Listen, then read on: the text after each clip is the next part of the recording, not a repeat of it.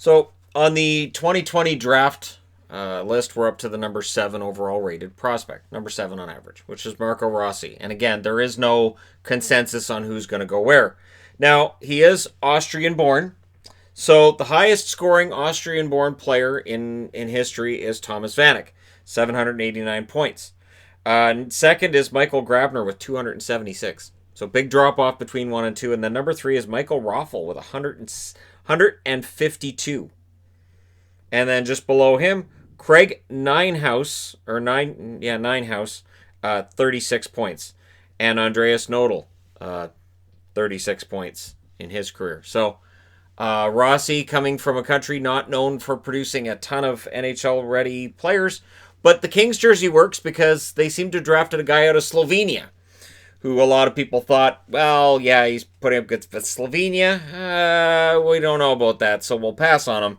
And Anze Kopitar made a lot of teams look silly for passing on him when they did. So Marco Rossi could be that guy. Now, there are a couple of things that could cause him to drop to number 7 in the draft. He's 5'9", 179 pounds. He is small by NHL standards. And at center, your prototypical center is usually bigger. And so 5'9", 179, that could definitely cause him to end up having some sort of a drop in the draft. Absolutely. But somebody could end up getting a steal. He's rated number 8 on Hockey Prospect. He's number 7 on the ISS list. Number 6 on Central Scouting. Elite prospects are high on this kid. They have him at number 3. And as I said, the overall average is number 7. Now, for the Ottawa 67s in 2018-2019, 53 games played, 29 goals, 36 assists, 65 points. But boy, does he know how to show up in his draft year. This season, 56 games played, 39 goals, 81 assists for 120 points. It's a lot of points per game for this kid. And he looks ready. In fact, he had 10 points in the last 3 games he played. He had 8 points in his last 2 games as Ottawa was on this roll, but sadly their season was ended.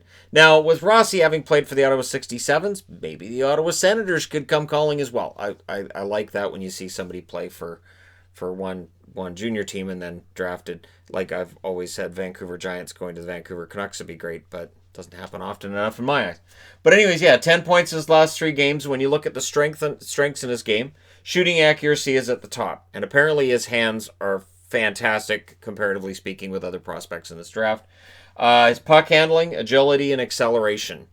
Skating's not in there. And it seems to be the one thing that scouts look at and they say he could use some work on his skating. Now, if that's the case, being 5'9", and if your skating is seen as not being one of your top strengths, that can cause you to drop in the draft as well. You can be a guy who's not necessarily the most fleet of foot. You can be one of the smaller guys on the team, but if you're both, and even if it's a perception, so if you're a big Rossi fan, you're going to go, his skating's fantastic. It may very well be. I'm just saying the perception seems to be it's not one of his top strengths, so that could absolutely drop him in the draft. 2019-2020 had the best plus-minus in the Ontario Hockey League at plus 69. I always pause for a giggle with that. OHL first all-star team as well, and OHL outstanding player and scoring leader. He got all the awards in the OHL. Arguably the best player in the OHL this year, and so I can understand the excitement about him. And number one thing that stands out in all of his scouting reports that I've read is anticipation. Seeing the game before it takes place. So going, okay, if I pass it there, it's going to go there. So having that, seeing 2 or 3 moves ahead, right here. 200-foot center who sees the game 2 or 3 moves ahead. So that can help if his skating's not necessarily the best. If he has really good anticipation, it may not matter. What sets him apart from other prospects in his draft class is his hands in tight areas and playmaking ability. And that I thought was the best praise I saw in any of the scouting reports I read on him, is that his hands in tight and the playmaking set him apart from everybody else in the class. And again, somebody's going to draft him with that in mind. That they're going to say, you know what, him being a little smaller, it's fine. He's very strong for his size. And I saw that a lot as well. Really hard to knock off the puck. Not easy to knock down. And just very, very good. Again, if you're a shorter player, if you can use your lower center of gravity, it'd be very hard to knock you off the puck. And his puck protection game being very good. So this may mean that when scouts go out to look at him, they're like, well, he's a little bit smaller. But as they watch the game, they go, you know what? He's very good at protecting the puck. He's a very good player and also doesn't shy away from the physical game, which is also important. All of those intangibles that can make a big difference, because when we're scouting these kids, obviously we get into the skating, we get into the size and all that, but once they're in the NHL, it just comes down to, all right, so are they a winner? What's their compete level at? And who the best skater is in the league doesn't necessarily make a huge difference night in and night out in the NHL. I've often wondered, like, do we critique young players before they're drafted way more than we critique players once they're in the National Hockey League? And of course, advanced stats people will say no.